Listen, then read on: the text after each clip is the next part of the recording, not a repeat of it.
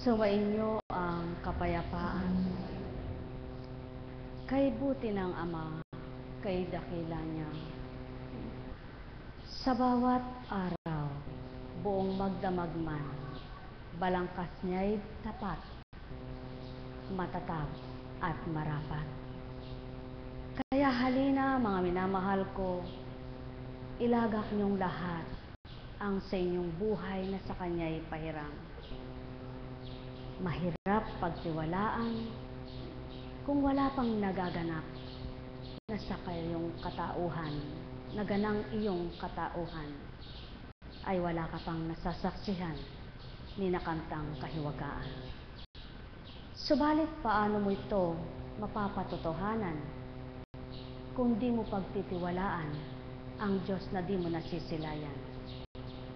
Upang sa'yo'y maganap na tuwiran, ibigay mo ang katapatan, siyang magbibigay sa iyo ng masidhing katotohanan. Sumainyo ang kapayapaan, pagharian kayo, mga minamahal ko.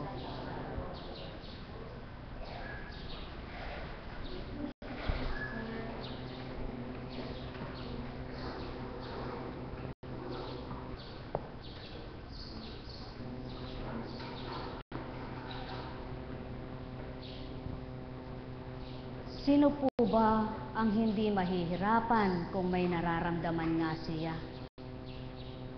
Sino nga ba ang hindi makakadaing kung masakit ang nararamdaman niya? Kung ang isang Kristo, sa sakit na nararanasan, nagawa niyang dumaing, di baga?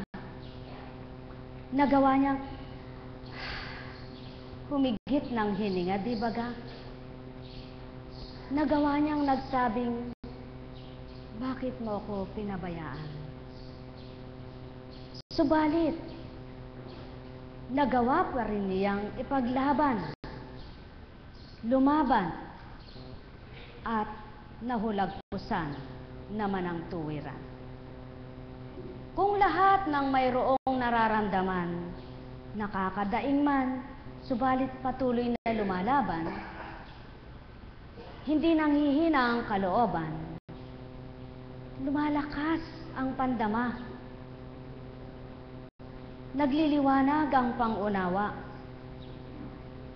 Katulad ng Kristo, sa kabila man ng dusa't sakit na pinagdaraanan, may galak pa rin sa paglaban, sapagkat nagtitiwala nang nasimulan ay kaya niyang mahulagpusan. Mga minamahal, wala namang ibibigay ang Ama na hindi batid ng bawat binahagi na niya ay kakayanin ito. Kaya nga, kayo ba'y may nararamdaman ngayon? At sa sakit na nararamdaman niyo, nakakadaing kayo? Nakapagbubuntong hininga kayo?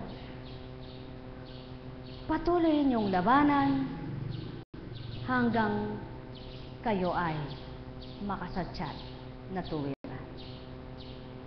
Ang may pandinig ay nakarinig. Buhay po ba ang Diyos?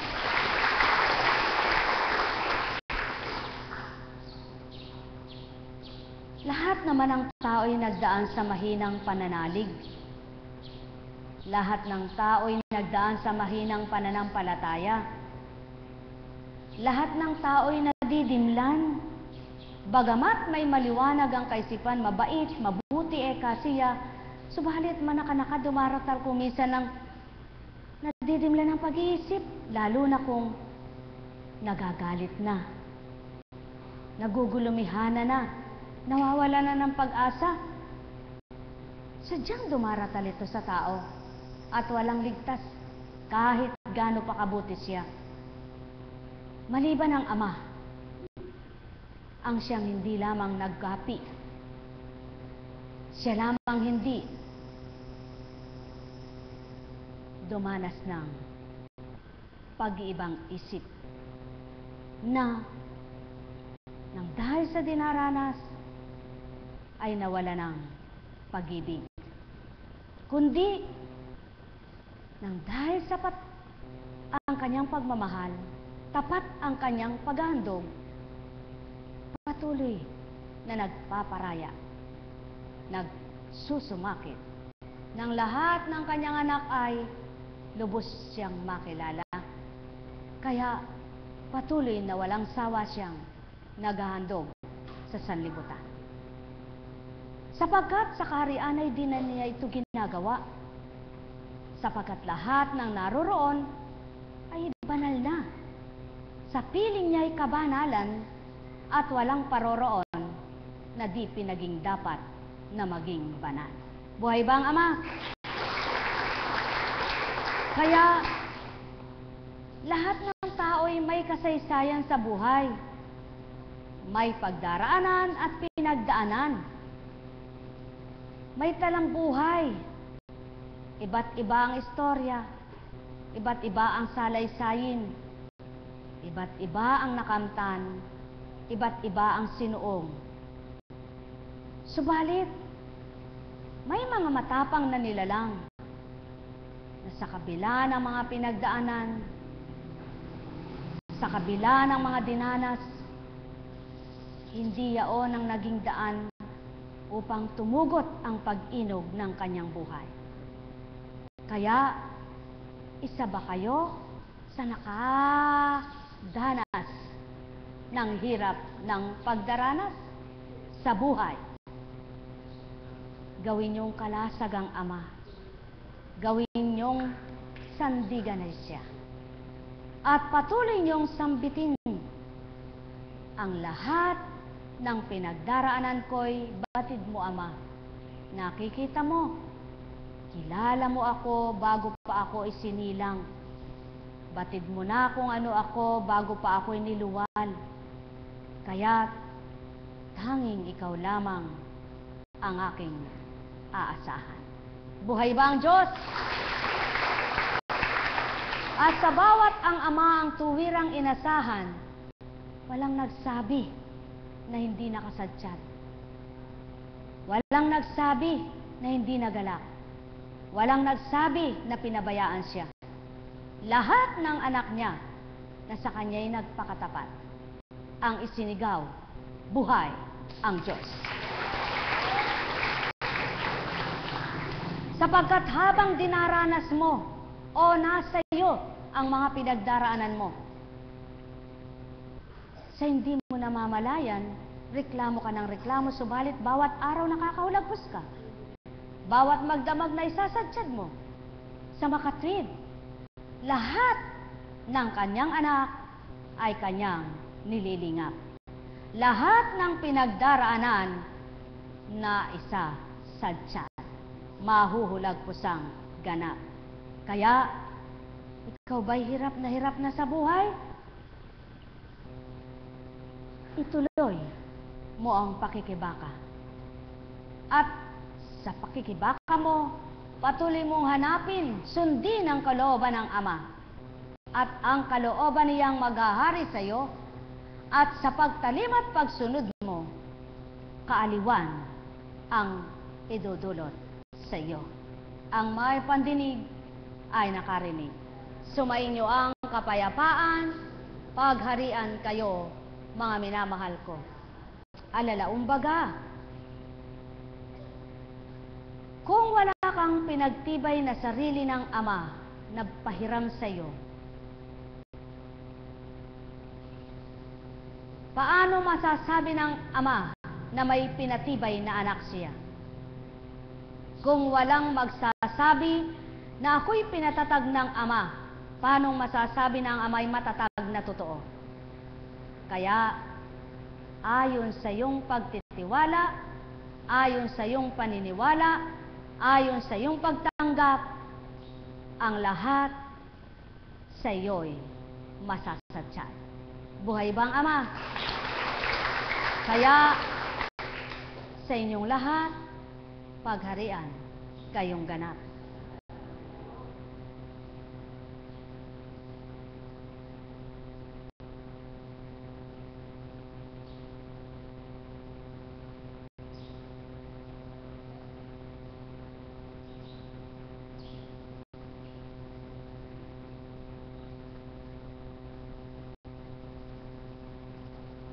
Kung minsan, sasabihin ng tao, pipi yan eka, kaya hindi makapagsalita. Napipi eka yan mula nung pagkasilang niya, hindi na nagsasalita. Subalit sa katotohanan lang, hindi lamang ang pipi ang di marunong magsalita. Kung minsan ang tao, nagsasalita man, napipipi siya sa dapat sabihin niya. Para siyang pipi na hindi magsalita sa dapat naman ay sabihin niya. Sapagkat ang takot ay naroroon. Ang pagkahiya ay naroroon. Kaya kung minsan, dapat kung nagsalita lamang itong taong ito, tapos na eka ang problema. Subalit ba't ayaw mo magsalita eka? Walang itutugon kundi titig lamang.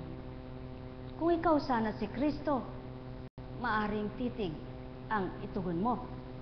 Sapagkat ang hindi pagsasalita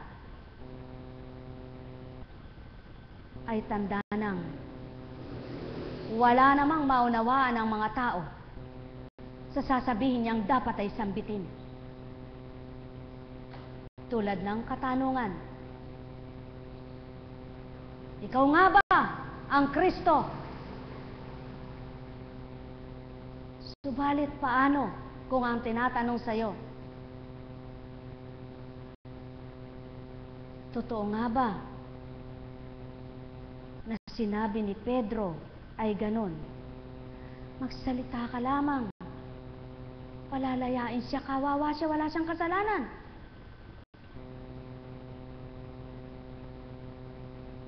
Hindi magsasalita sapagkat natatakot siya. Baka siya ang balingan. Subalit may kaparaanan naman. Kung tunay na may pagkilala sa Ama, maaring sabihin, alang-alang sa kaligtasan niya, huwag kang mabahala. Ang Diyos lamang ang nakababatid, magsalita ka lamang para sa kaligtasan ng marami. Ilan silang napahamak dahil sa ginawa mo? Sa sinabi mo, sa may kapangyarihang yaon, na pinahamak mo'y ilan.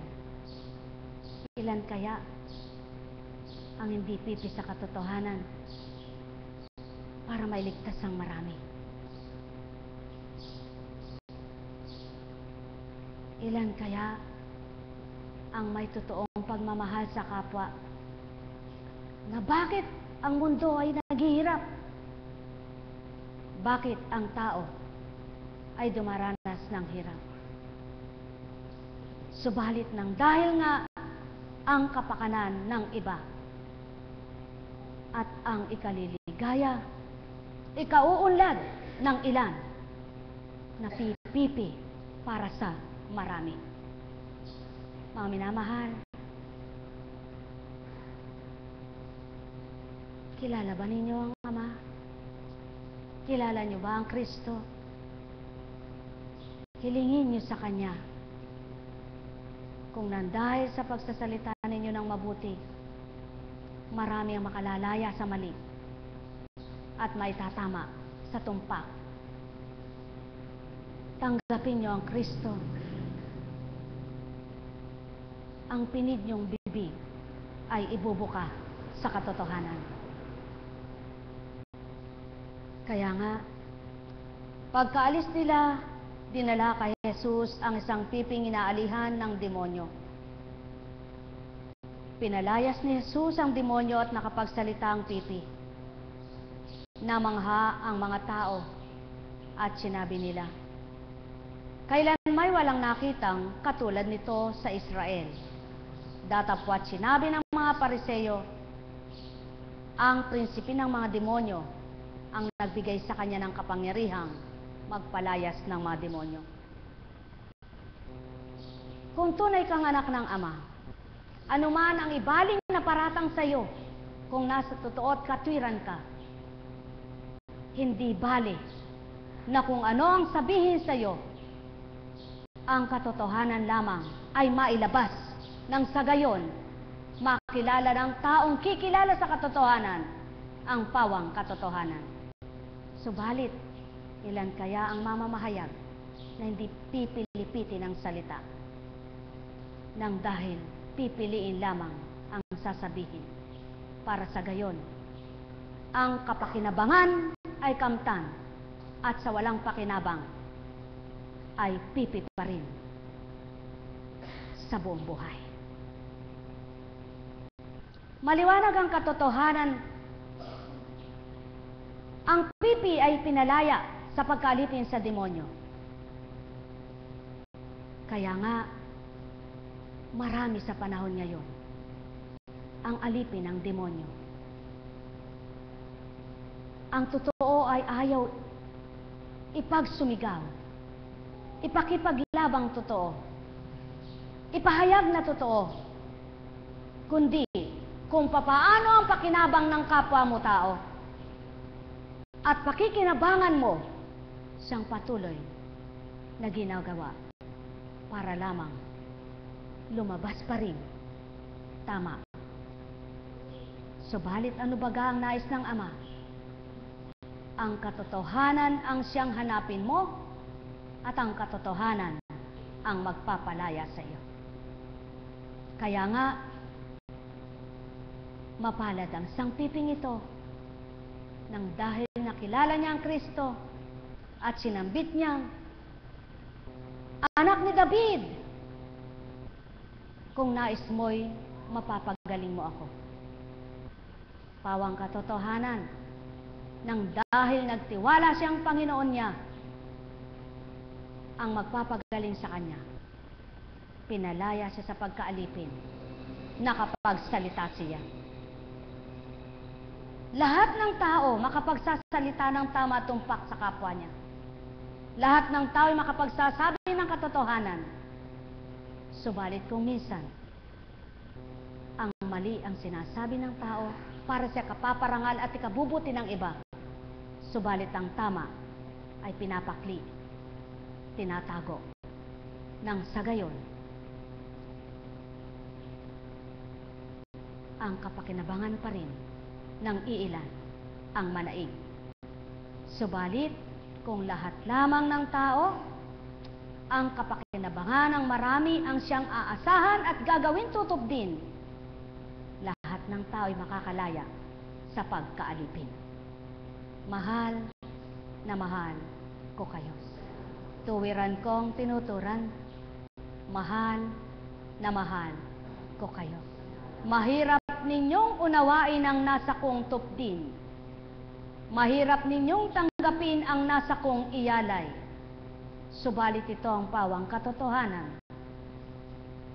Ang sinumang pinid ang bibig, sa batid niyang marapat at dapat, subalit ilan lamang ang nakikinabang at sinasalang-alang, hindi anak ng Ama na kumikilala sa Kanya.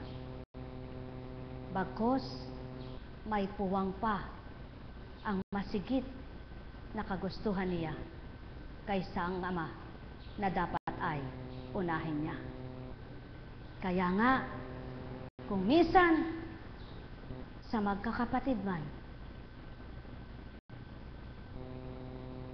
hindi baling magalit ang isang kapatid niya, huwag lang sa kanya magalit. Pipi ang bibig niya na sambitin ang totoo, na ang dahilan ay gayon, dahil ayaw niyang magalit sa kanya, yung pala siya ang sumusuportang bumubuhay sa kanya. Subalit ilan ang kapatid niya na apektado. Mas pinanigan niya ang isang sarili niya kaysa sa maraming makalalaya at kapwa sila magiging malayang lahat. Kung ang kanilang pagmamahalang nawala, magsalita lamang siya, magbabalik yaon, sapagkat inggit pala siya. Naiinggit pala siya. Kaya ayaw niyang magbalik ang magandang samahan nila. Gusto niya siya lamang. Buhay ba ang Ama? Hindi lamang sa magkapatid ito nangyayari, maging sa anumang samahan. Pinid ang labi, pipi sapagkat ayaw niyang mayroong ibang mahalin. Ang nais niya ay siya lamang, kaya siya lang ang lalapit ng lalapit at lalapit. At ayaw niyang ilapit ang kanyang kapwa. Kaya pinig ang bibig niya, batid niya mang totoo at tama ang ginagawa ng ilang kapatid niya, subalit kailangan ng makita ang kanyang mabuting gawa lamang. Kaya, kilala mo na ba ang Kristo? Maari kang palayain. Nang sa gayon, ang pagkapipi mong pagkaalipin sa katotohanan, mapatotohanang Kristo na nga ang sumasa iyo. Ang may pandinig ay nakarinig. Maging sa kumpanya, maging kung saan nagawain, hanap buhay. Kung minsan mapalapit lamang sa kanilang amo, pinid ang bibig niya, sapagkat siyang pinagtitiwalaan, siyang inaasahang tinatanong, kumusta ba eka si Juan? Masipag ba? Hindi po eka, tamad nga po eh. Upang kung may gusto pala siyang ipasok, matanggal si Juan at may ipalit na naman. Mga mahal, mapalad ang piping nakalaya sa pagkaalipin sa demonyo, sapagkat napagharian siya sa oras na yaon. Marami ang pipi na kung tatanggapin na totoo ang Kristo, makalalaya sa ugaling demonyo. Mahal na mahal ko kayo. Tuwiran kong tinuturan, mahal na mahal ko kayo.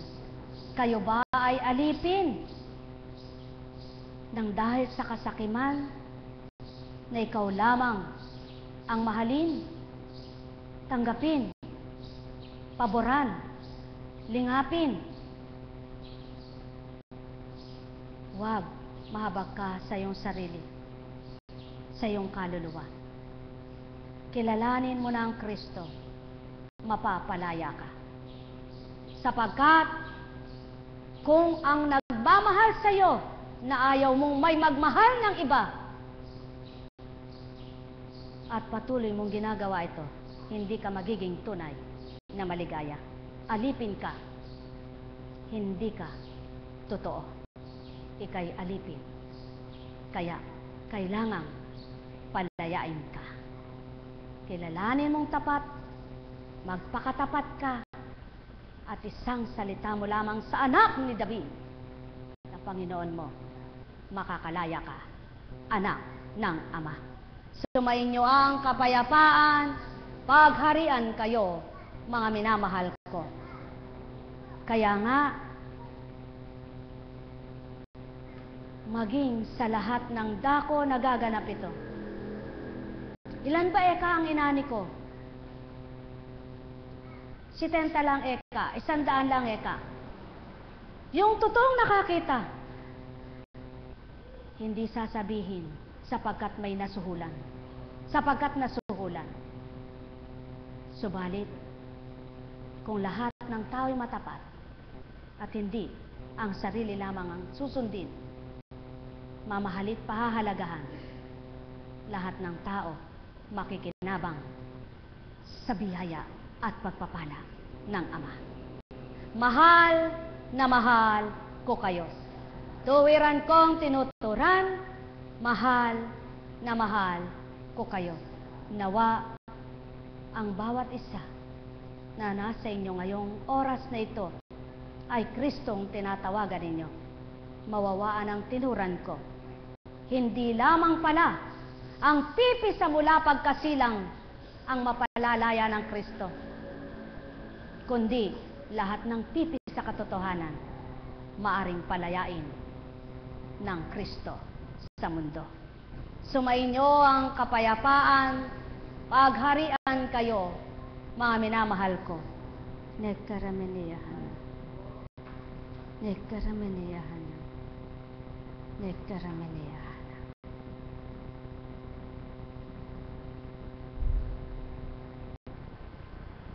Kaya huwag kayong matakot sa kanila. Walang natatago na di malalantad o nalilihim na di mabubunyag. Ang sinasabi ko sa inyo sa dilim, ulitin ninyo sa liwanag. At ang ibinulong sa inyo ng inyong ipagsigawan ay inyong pagsigawan.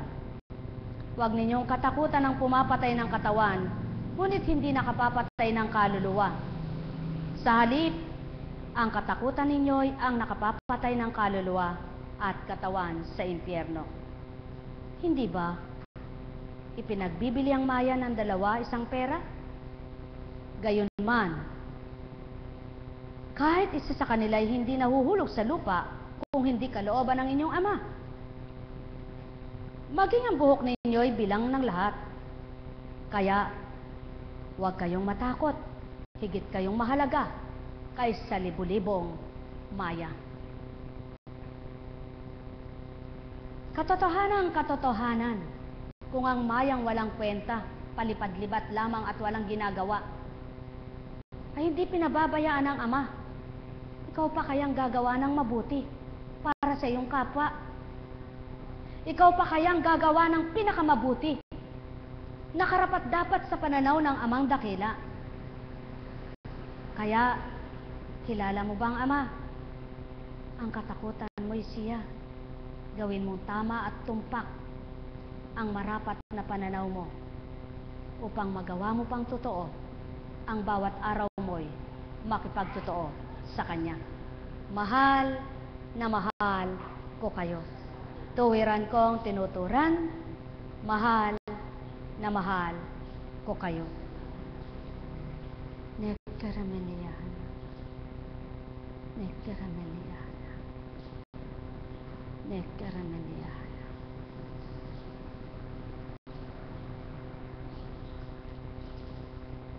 Kung minsan, nakakalungkot ang istorya ng buhay ng tao.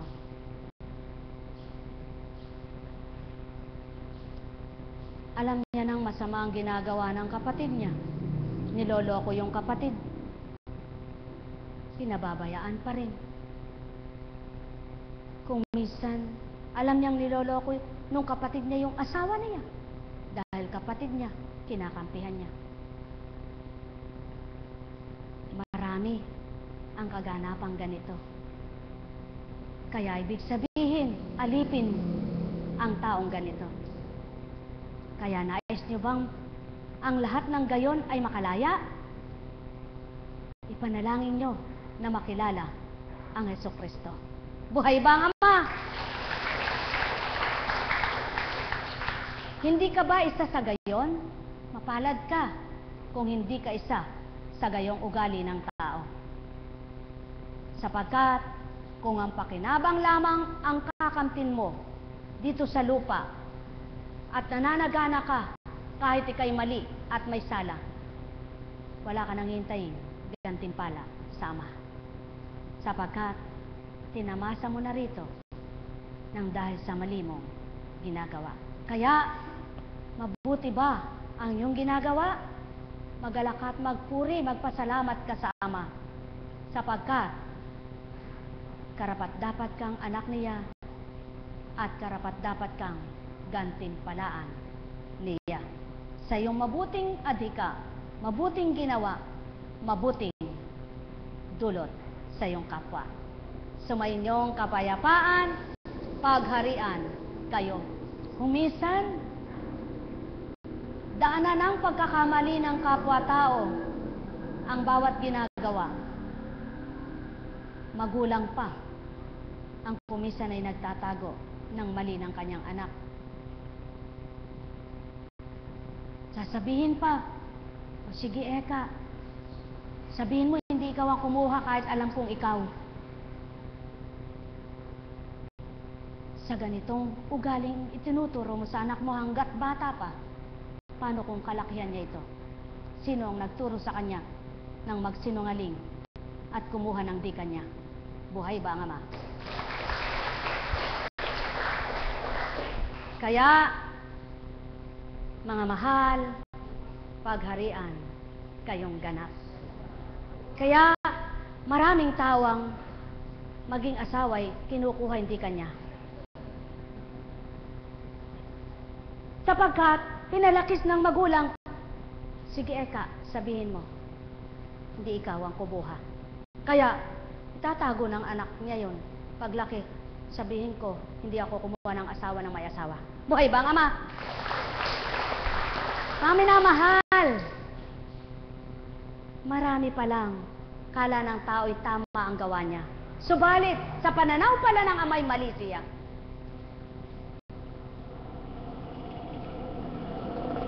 Kaya,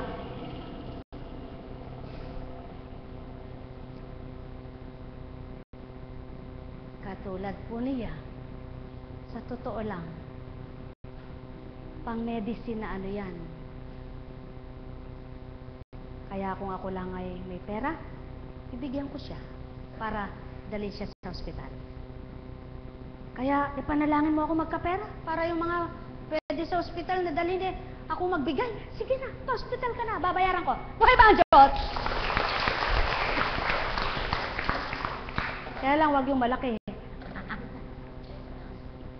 Kasi po, kailangang makalkal ang sugat nito. Kasi nagsimula yan sa infeksyon. Lumaki ang infeksyon. Ba't ko po pinapaliwanag? Hindi ko po, wag kang matatakot, ha? Kailangan lang malaman nila, no? Kasi po, minsan ang tao, pag may sugat, kinukutkot ng kuko. Kinukutkot. Mabakterya ang kuko ninyo. Lalo na kung parting ito. No po? O, ayan, ang nangyari sa kanya. Ganyan ang simula niyan.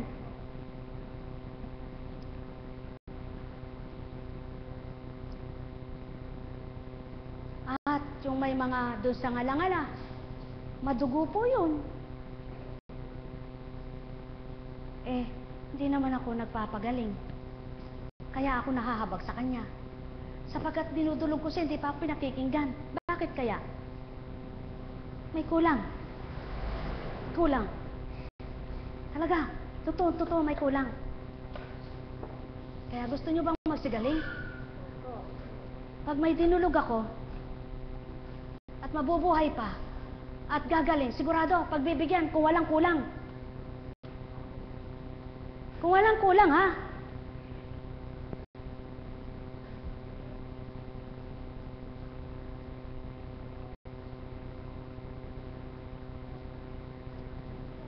Kaya alam niyo po,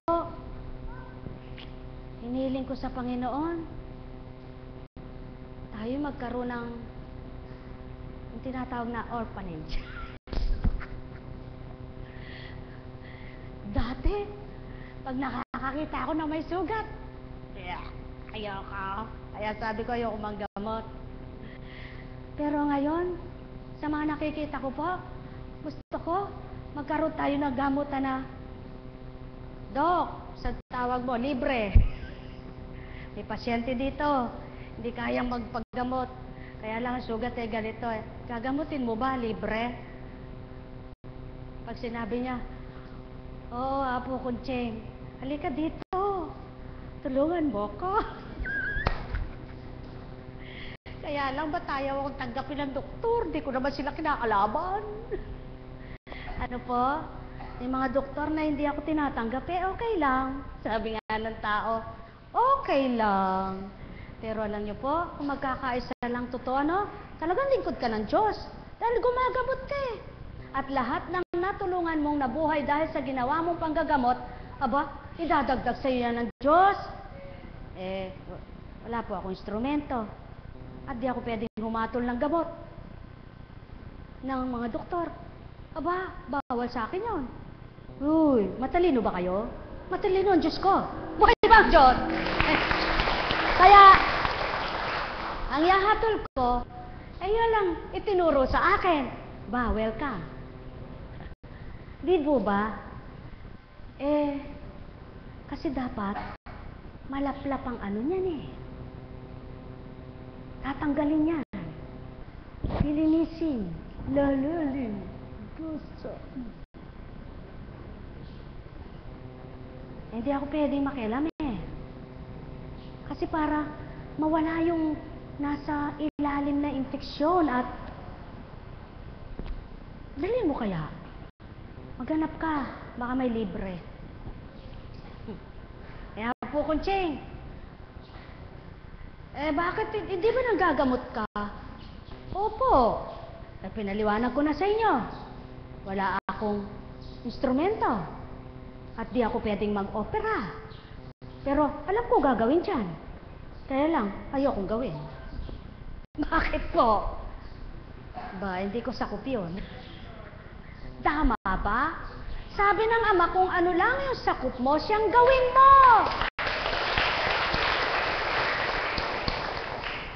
Totoo po yan. Kapag hindi ko sakop, ginawa ko, mayabang ako. Palalo ako.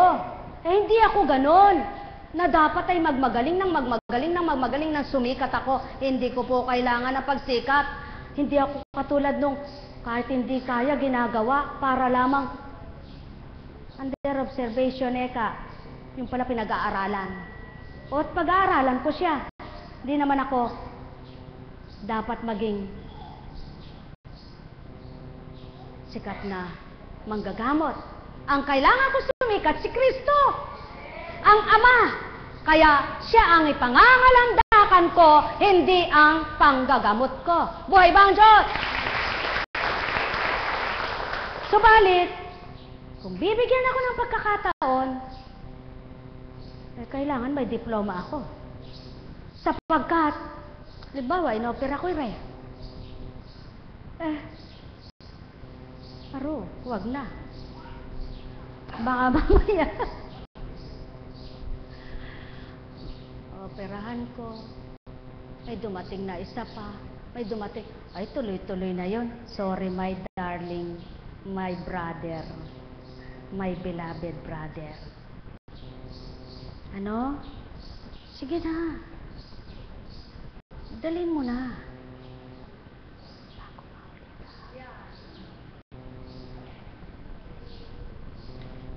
Mahiwaga po ang Diyos. Mapagpala po ang Diyos. Kaya lang sabi niya may instrumento ang lahat. May pamamaraan ang lahat, di po ba? At binibigay ko naman ang pamamaraan para gawin doon, para gawin diyan. Ano po? Kung halimbawa po yung sugat nyo dyan sa paa, kahit nagnanaknak na yan, pakikialaman ko, lilinisin ko, lalagyan ko, ba't dito?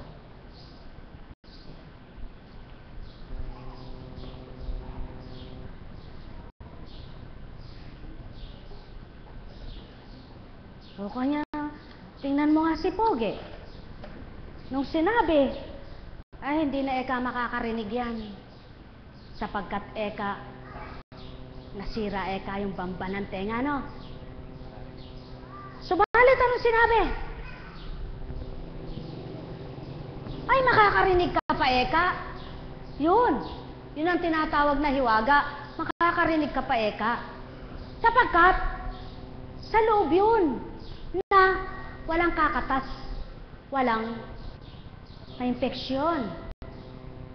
Kaya, yung eardrum na napinsala, na medyo nagkalamat, pero hindi siya tumatagas na tumutulong, dumudugo, ay maaring muli gawa ng hiwaga ng Ama.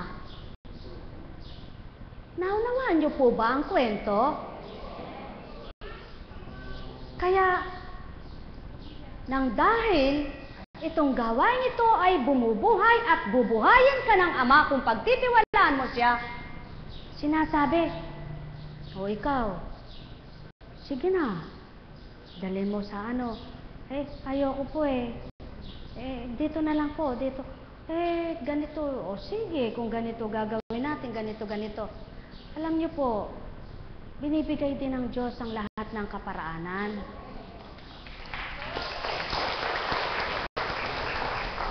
Ibibigay ang paraan. May pamamaraan. Inuulit ko po sa inyong lahat, may kaparaanan. Ano? Katulad ni, kanina? Naahawa ako, pero talagang ganyan, naghahanap ng, kaya alam niyo po, kung talaga lang mulat ang mata ng tao sa katotohanan, kung talaga lang magmamahala ng tao, Kaya pagka yung mayaman, sinasabi niya, maka-Diyos siya, tapos nakikita yung kapwa niya, nagugutom, ayaw niya bigyan, di ako naniniwala. Patawad po.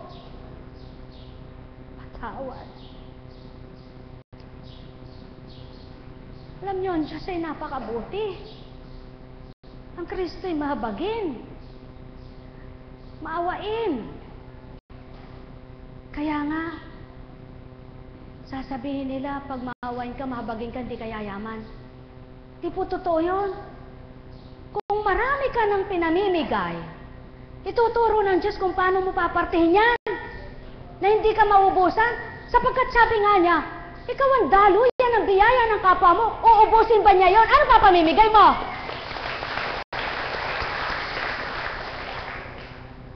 Nang dahil ikaw ang daan para mabiyayaan ang kapwa mo, wala nga namang ibinigay mo yon, binigay mo, tapos ikaw na nagbigay, ang uubusan niya. Depende po yan sa pagbibigay. Kung totoo ang pagbibigay mo, hindi ka uubusan ng Diyos mo! Pakatandaan niyo po, kapag bukal sa puso niyo ang pagbibigay niyo, totoo ang pagbibigay niyo, hindi kayo uubusan ng Diyos na pagpapasibol ng biyaya. Kaya hindi dapat nagsasabi, matatakot, mawawalan. Kaya ka nawalan, hindi totoo pagbibigay mo. Subalit kung totoo, ikaw na daluyan ng tubig at pinakakalat mo kung saang pamamaraan ng Ama ang nagpamaraan, uubusan ka ba? Ano pa ibibigay mong tubig doon at tubig doon? Tingnan nyo ang dam. Palibhasa ang dam, ang daanan ng mga tubig patungo sa mga bukid, sa mga ilog. Bakit ayaw pabayaang matigangan? Kung ang tao napapangalagaan niyang huwag matigang ang dam, ang Diyos pa? Oh, mga mahal, pag nilayan ninyo ang aking tinuturan sa makatwid, kung tunay ang pag-ibig ng tao at tunay ang pagbabahagi sa kapwa-tao, ang Diyos mong nakakakita sa ginagawa mo, ang Diyos mong matapat sa salita niya, siya ang sayo ay magbibigay ng totoo. Pakatandaan po ninyo, may kaganapan sa buhay ng tao na kaya lamang niloob ng Ama yaon upang subukan kung sino siya at totoo ba siya bilang anak niyang nangako at sa kanya'y sumunod. Subalit, sabi nga, it depends upon the situation. Buhay ba ang Ama? Kaya kung kayo ay tunay nang nakakakilala sa tinatawagan niyong Hesus Kristo, sa sinasamba ninyong Panginoon ko at Diyos ko, magigising kayo sa katotohanan, magiging mulat kayo sa katotohanan, at kailanman ay hindi kayo pababayaan ng Diyos na kinilala ninyo at tinanggap, yamang nakikipagtotoo kayo sa Kanya. Kaya't batid mo wala ka na, subalit mayroon pa pala. Batid mo hindi mo kaya, subalit na kaya mo. Batid mo, ikaw ay walang kaalaman, subalit ang karunungan sa iyo'y sumisibol, lumalawak na yang lahat. Mabuti mong nakakamtan, mapayapa mong naunawaan. Mahal na mahal ko kayo. Tuwiran kong tinuturan, mahal na mahal ko kayo.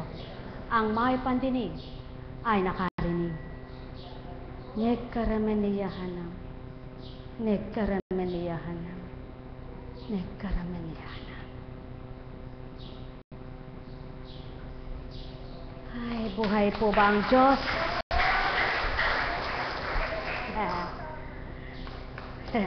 Alam kong magagawa ang Ama.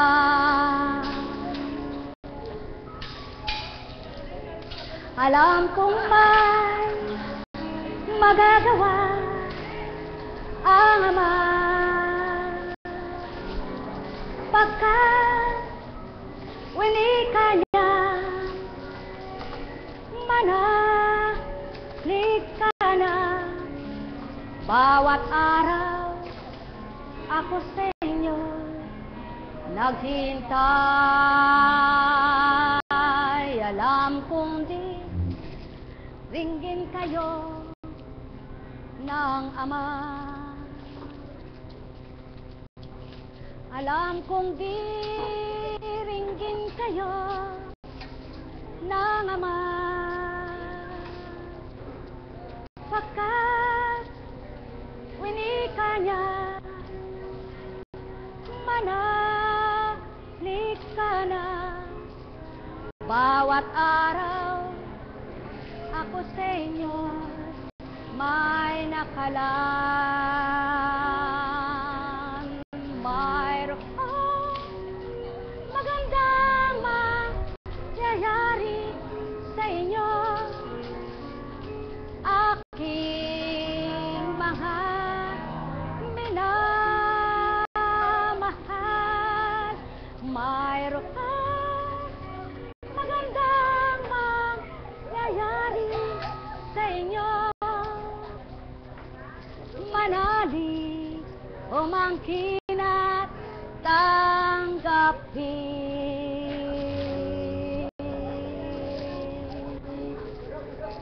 Welcome, Caps Dante, sa muling pagbabalik ng mag-asawang Caps sa Talagad.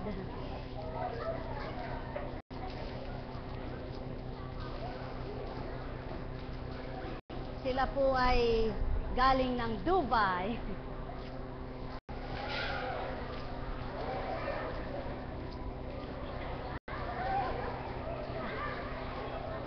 Ay, eksakto po. Paalam sa inyo, alas 3 na po. Pasensya na po, talagang hindi na po ako tatanggap kahit isang bendisyon, ha. Kasi magbibihis po kami. Kami po ay may tutunguhan at alas 3 na po. Kami pong lahat, alagad Caps, ay may tutunguhan. Napakaano po ng aming schedule, pagpaumanhin po, no? Kaya sa inyo pong lahat, gusto ko po kayo samay, kaya labi, sumama kayo. Ano po, kung bukas po, mayroon pa po tayo. Bukas, misa po, alas 6 at alas 12 po muli ang simula, sapagkat, talaga pong ganyan. Sunod-sunod na schedule na naman po, ano? Sa patnubay ng Ama, Anak at Espiritu Santo, lahat ay magagampanan, lahat ay mahulagpusan, lahat ay mapagtatagumpayan kapag ang Diyos na buhay ay nasa inyong kalooban. Sa inyong isipan, taglay ay kanyang mga banal na aral. Pagpalain po kayo ng Ama at magsihayo kayong may galak, taglay ang liwanag. Lahat ng kahilingan, panaligan niyong inyong kamtin. Bago po. Sige po.